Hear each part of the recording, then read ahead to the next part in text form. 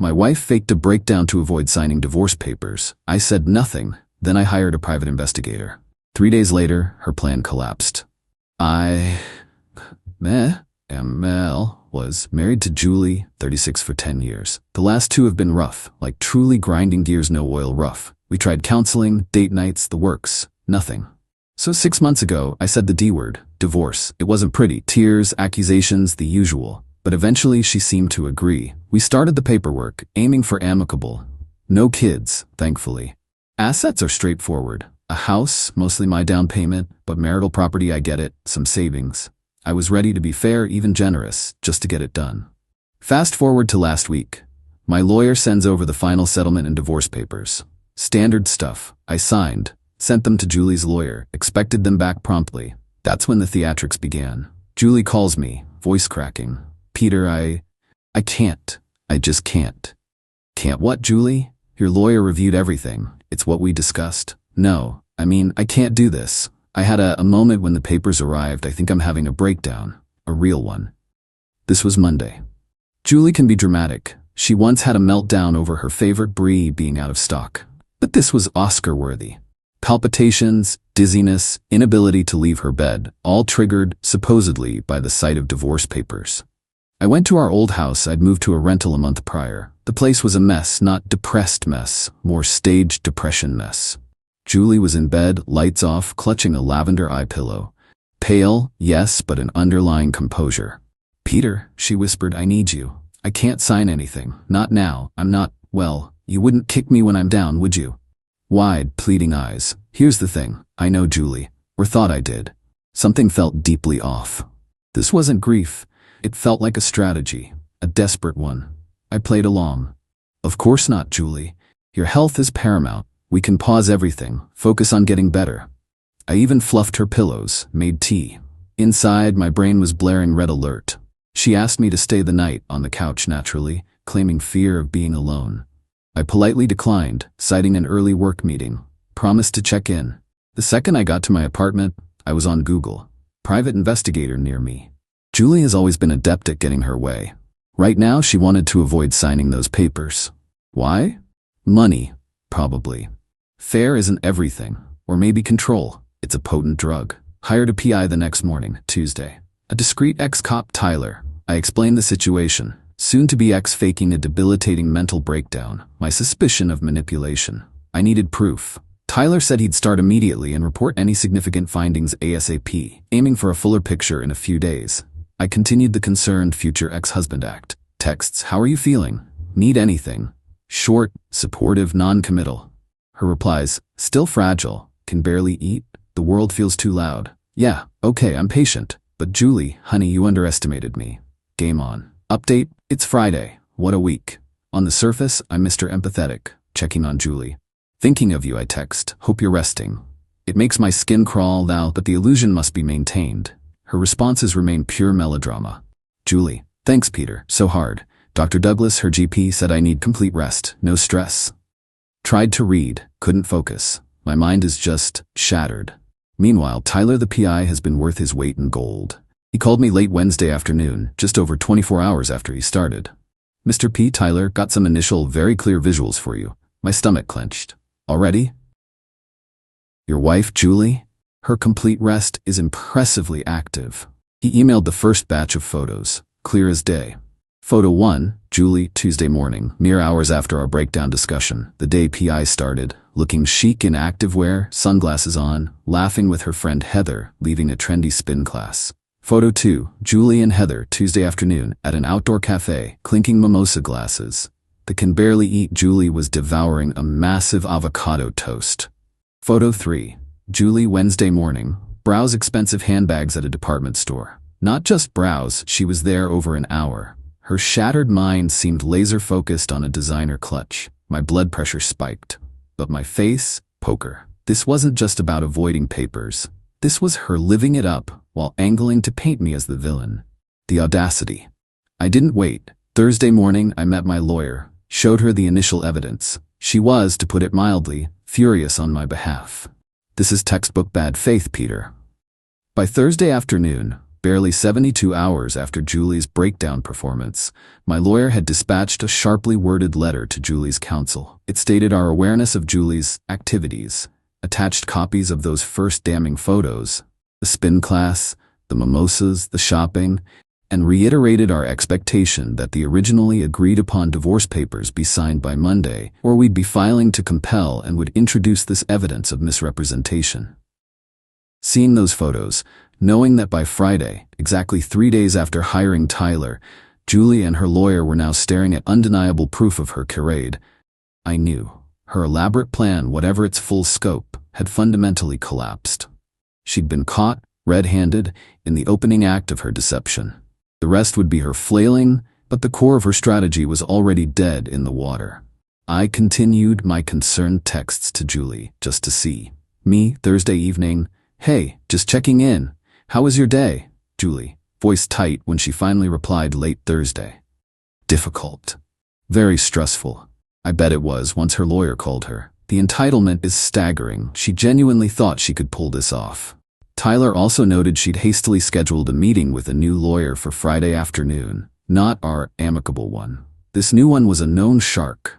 So her original plan A, the breakdown, was already shot, and she was scrambling for a plan B. Too late.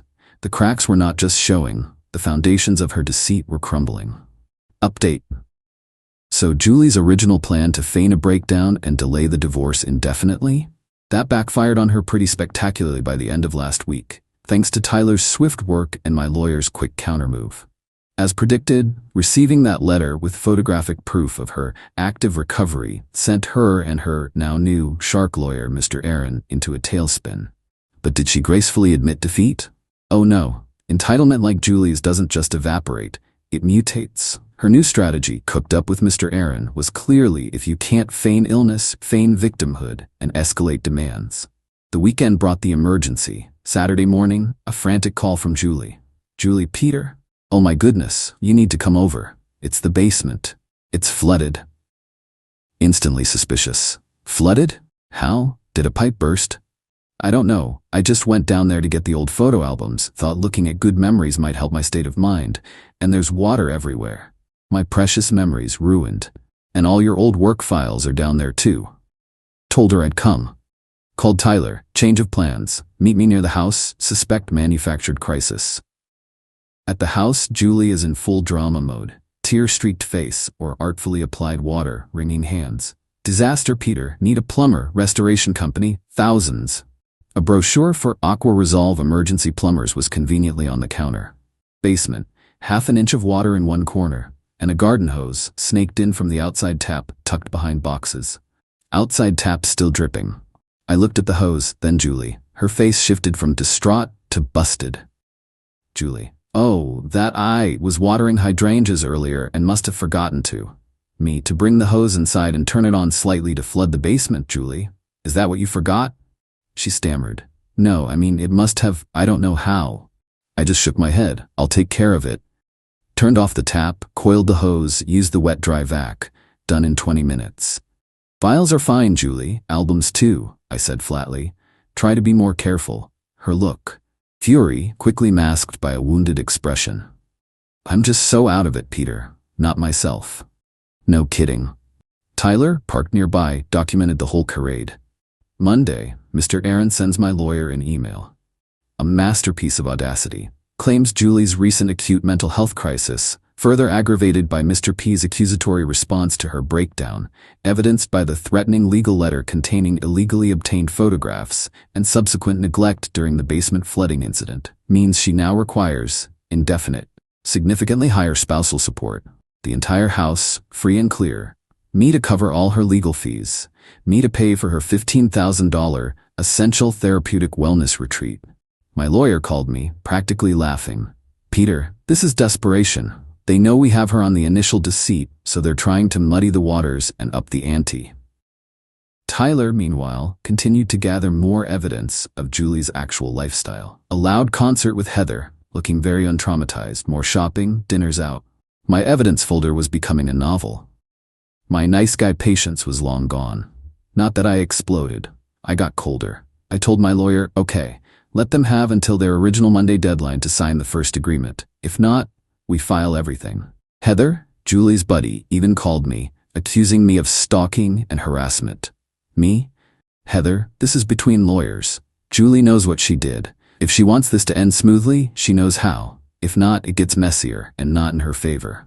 Fraud is serious. Click. The original deadline, Monday for my lawyer's first letter, came and went without the signed papers. Just more bluster from Mr. Aaron. We were ready. Update. Well, folks, it's over. The whole darn circus, and the ending was satisfying, not in a fireworks and explosions way, but in a quiet, watch the house of cards tumble kind of way. After Julie missed the initial Monday deadline set in our first letter, the one with the teaser photos, her lawyer, Mr. Aaron, sent another blustering response filled with more outrageous demands, essentially doubling down on the list from the basement flood aftermath. Pure deflection. My lawyer didn't even bother with another letter. Tuesday morning, she filed our motion to compel, attaching the full dossier Tyler had compiled. Every photo, every time-stamped report of her breakdown activities, spin classes, mimosas, shopping, concerts, dinners out, juxtaposed with her claims of incapacitation, my affidavit about the garden hose incident, and a preliminary look from a forensic accountant at her recent, rather lavish spending on personal credit cards. It painted an undeniable picture of deceit. The court date for the motion was set for the following Monday. That gave them almost a week to stew. The Thursday before the court date, my lawyer gets a call. It's Mr. Aaron. His tone, significantly less shark-like, more like a deflated balloon. He said, and I quote my lawyer here, "My client may have inadvertently given an impression that overstated the extent of her current incapacitation." Really? Mr. Aaron said Julie was now willing to reconsider the original settlement terms and asked if we could meet before the court date to finalize. He sounded like a man whose client had finally confessed the full extent of her lies to him. My lawyer, being the impressive professional she is, said, "Mr. Aaron, the original settlement terms from a position of amicable agreement are long gone, given your client's demonstrable bad faith, her attempts to defraud my client and the court, and the significant unnecessary legal fees and emotional distress she has caused. However, Mr. P is prepared to settle. He will revert to the financials of the original asset division. There will be no spousal support beyond the minimal transitional period initially offered. Furthermore, Miss Julie will be responsible for a significant portion of Mr. P's legal fees incurred due to her fabrications. If these terms are not met, we will happily present our full case, including all evidence of her misrepresentations, in open court on Monday." The silence on the other end, my lawyer said, was profound. Mr. Aaron called back an hour later. "Miss Julie agrees to those terms." Just like that. They wanted to avoid the public humiliation of Tyler's full evidence portfolio being aired. They knew they were defeated.